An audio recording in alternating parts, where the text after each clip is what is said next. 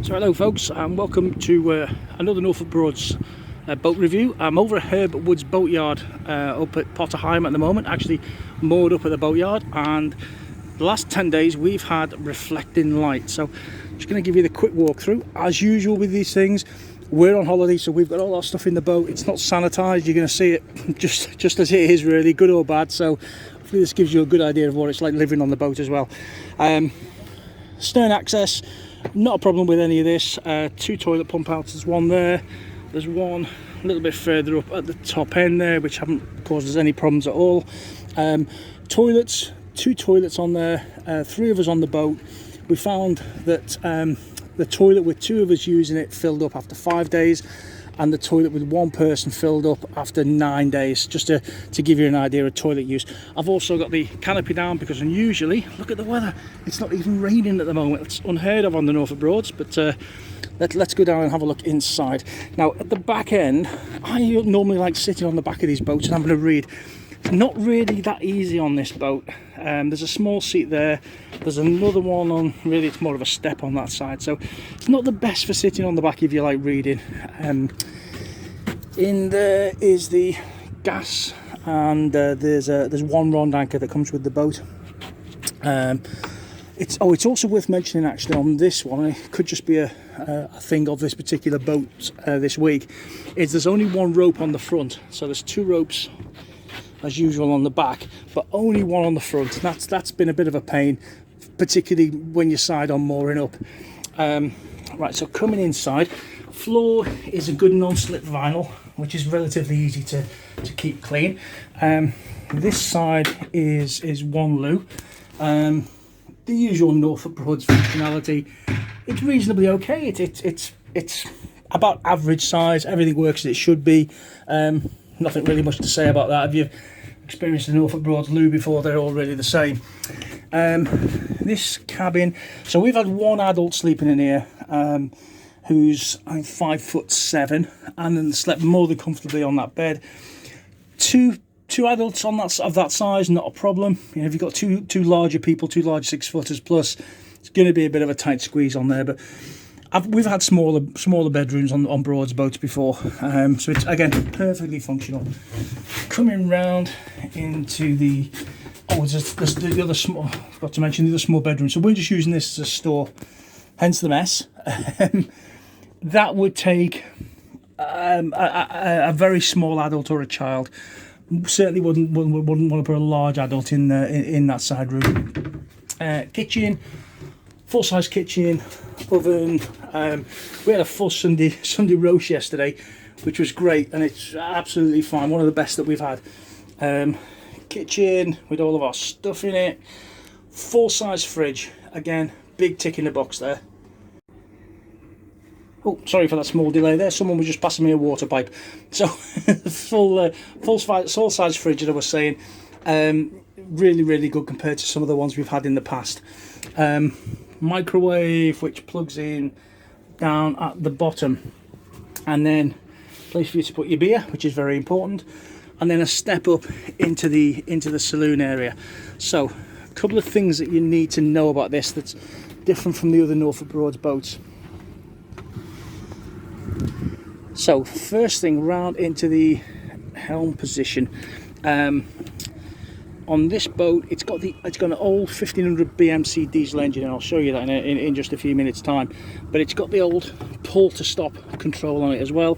Usual old controls on there for neutral and engage the gears, etc. Don't be fooled by this being a charger, because it's not. It's empty. So this boat doesn't have a 12-volt charging system for you to plug your sort of standard car charger plugs in on it. Instead, it's got two plugs over there, which are 240 volt.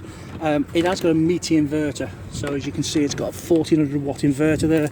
And coming around back into the kitchen, that's the inverter control there.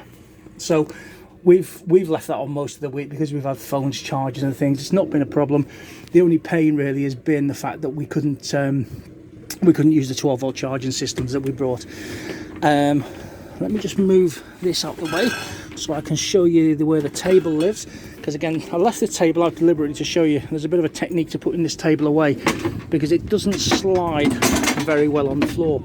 You've sort of got to get your arm in underneath at the back, and then lift and slide it in.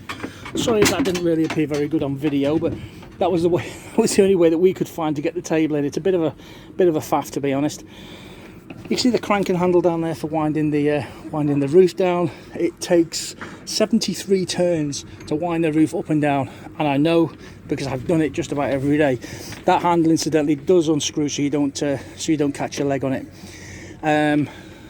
Warm air heating system. We've not been using that this week because the weather has been so good. But just so you know that it is there fitted to the boat, and there's some lights up there at the back as well. Engine, let me show you this. So this is really the last generation of engines. It's not the new and Yanmar engines that you'll find, so you do need to check the oil in it. There are 2 reed filters, one on that side, one on that side as well. Just a word of warning that they're not held in with any cable ties or chains, so it's quite easy to drop the top down into the bilges. I almost did it once, managed to catch it, and the bilges are a bit dirty on this boat as well, so you don't want to be spending your time fishing around down in there as well. Battery shut off point is down there. Again, we never bother with that, but just so you know. And then coming down into the front is a small store cupboard, and into the front bedroom position. So this bed really nice. There's a dressing table on that side. 2 bedside cabinets with little flip up lids for you to store things in. The bed's firm for sure. It's not as hard as we have had in some Broads boats, but it is firm, and we chose to put a couple of duvets down just to sort of soften the bed up a bit. Oh, see that cushion there? That's actually off the back of the seating position there. So I'm 6'4", and I found the leg room not quite as much as it could be for certainly longer periods of time driving, so we took that cushion off. Gives you a little bit more leg room to get your knees under the steering wheel. And then around into the second toilet. Again, typical Norfolk Broads, completely functional, nothing really much to say about it. It does, incidentally, the toilets on this boat do have the pedal system, and I like that. It means that you don't have electric macerators to get blocked up, and we know that they always do get blocked up, and you don't have the old style pumps, so they're really efficient in terms of the amount of water that you use when you're filling the toilets up. And little sky hatch up there we've got open at the moment to get some sunlight in. The only other thing I think I really want to mention on this boat is about the water. So the water fill up is actually on this side, so it's halfway down the boat on that side. I've got the cap off at the moment because a chap has just bought me a hose pipe to fill up. I'd rather have it at the back of the boat, I have to say. It's a little bit hairy, sort of shuffling down the side of the boat with not much room to put your water in down there. Make sure you got your life jacket on when you do it, and you keep hold of something, and you're absolutely fine. But yeah, it's unusual for one of these boats, and normally we see the water at the back, but not the end of the world as long as you keep yourself safe. Other than that, guys, give you a quick last look around at Herbert Wood's boatyard. The guys it's a Monday morning, so the guys are quite busy doing some clear up. The weather's quite nice, and hope this helps. Have yourselves a great holiday. Thanks, guys.